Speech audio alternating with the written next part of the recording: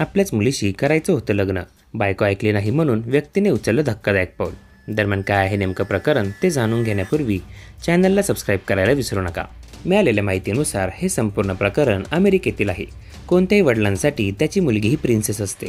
तो तिला फुलासारखं जपतो आणि तिच्यावर कोणतंही संकट आलं तर त्याच्याशी सगळ्यात आधी लढतो. कोणताही बाप आपल्या मुलीच्या सुखी संसाराचे स्वप्न पाहतो.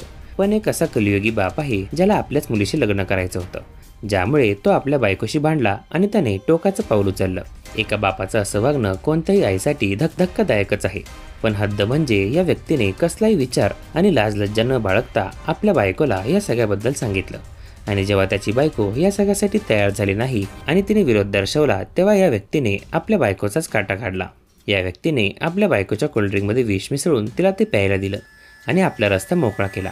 इंडियाना रहिवासी अल्फ्रेड रूफ हा तो व्यक्ती आहे ज्याला आपल्या सावत्र मुलीशी लग्न करण्याची इच्छा होती.